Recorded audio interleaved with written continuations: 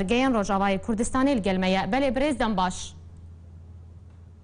دەماوە باش بێ دەماوە خۆش بێ دەستپێکێدا هۆن وەکو پێشمەرگەیان ڕۆژئاوای کوردستانê hûn çawa li vî şerê qamişlo dinerin دەستپێکێدا ئەم بەژناخوا لە هەمبەر شەهیدên کورد و کوردستانê û تایبەت شەهیدên qamişlo ditewînin û sersaxiyê ji malbatê wa re dixwazin û dîsa em sersaxiyê ji birîndara re dixwazin wekû ku tê zanîn ev sê roja şer li qamişlo berdewam e gelê me dibin topbaranê de ye ev tiştehanê her fetre tê dubarekirin qenaetê me hetakî mantiqê me kurdî bi timametî rêzgar nebin qwetê me kurdî bi her awayî nebin yek ev tişt wê her berdewam bê lewma em dibêjin ji bo yekê ev meselê hanê ev haletekî vişlî çê dibin rabin gereka berê her tiştî xaka Kurdistana Rojavayê Kurdistanê bi her awayî rêzgar bibe ji bin destê dijmin xilas bibe qwetê Kurdî bibin yek desthilatdariyeke Kurdî li wê dê bê danîn gavekî em dibêjin teban dibin sahibê desthilatdarî de heqê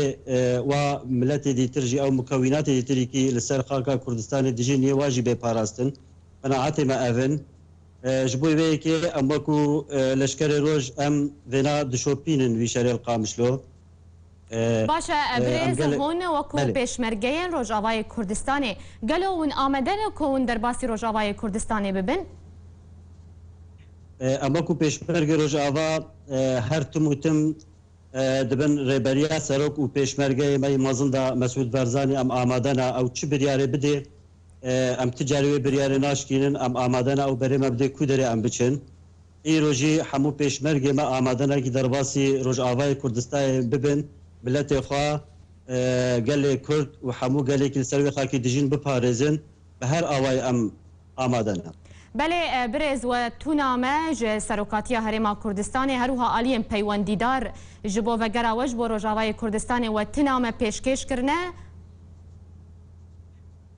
em tim û tim dibêjin yek jê em amadeneya didûê em dixwazin kî yekîtiyekî Kurdî çê bibe li ser esasekî li ser mebdeekî kî heqê hemû milletê Kurd em di merhela şoreşê de ne dem ne dema cudayetiyê ye dem ne dema dibendiyê ye dem dema wek heviyekî her em hemû bi yek destî hevdû bigirin piştîkî xaka Kurdistanê rêzgar bû wê çexê siyasî çi biryarê didin em bi xwe wekû leşkerê roj em amade ne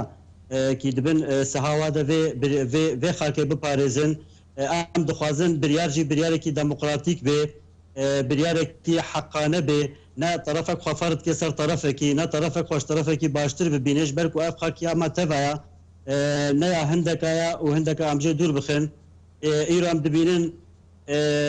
bi taybetî ev karim mesajekî ji birayê me yê pegêre bêjim gelek komik webxwerekirneyek wekî Sotoro wekî Sanadîd wekî evekî ji wan bijin quwatê siwar reqa wekî gelek komikê dîtir ez birayê wey Kurd bi her awayî hazirin wê li ser hidûda sekinîne ji bo çê ku îro hûn wana ref dikin teban em vêna wekû ewekî dibêjine wana heger Kurd hemû neyek bin eger em neyek dest bin em îro dibînin Rojavayê Kurdistanê ji her çar aliya ve muhasira bi her awayî bi tena xwe wê nikaribin vê şoreşa hanê bi domayî bixin lewma ya me bêhtir yekîtiya biratiya û ji bo wê yekê jî rêzgarkirina vî milletiya em nema dixwazin kî milletê me biezibê bişaridê ji cihê xwe derkevê ev peyama te ji bo peyedê bû gelo peyama te ji bo welatiyên Rojavayê Kurdistanê ku li gorî got em dişopînin em nerînê welatiyan dibihîzin ew çaverêne ku pêşmergeyên Rojavayê Kurdistanê vegerin dago parastina wan bikin peyama te ji bo welatiyên Rojavayê Kurdistanê çi ye û tu çi ji wan re dibêje bi navê pêşmerge Ez karim vê bêjim ev di roja teqrîben bi hezara telefon û peywendî merhatine çêkirin kawinê kengî bên em li benda we ne pêşmergê Rojavayê Kurdistanê bûne wekû hêviya xilasiya vî milletî em amade ne û em hemû quweta xwe çi di aliyê menewî de dibe çi di aliyê îradê de dibe çi di aliyê eskerî de dibe em amade ne bi tenê em li hêviya biryara cenabê سەرۆک و پێشمەرگە یەکی vê قوتê birêvet bê سەرۆک Mesûd Barzanî ne ew çi emrî bidê ew kengî wî emrî bidê di saeta xwe de em ê wêne tenfîz bikin bîr û baweriyê me jî ev in cenabê serok naxwazekî birakujî çêbê dixwazekî bêtir ittifaqiyekî li ser esasekî netewayî çê dibe xebat ji bo vê berdewam in û bîr û baweriyê me bi qiyada me hene em wekû pêşmerge jî hemûk vê dişopênin û çavdêriya vê gava dîrokî ne. Belê birêz tu wekû pêşmergeyekî Rojavayê Kurdistanê tu çi ji tevgera siyasî ya Kurdî dixwaze bigiştî tevgera Kurdiya siyasî ya Kurdiya siyasiya giştî bêhtir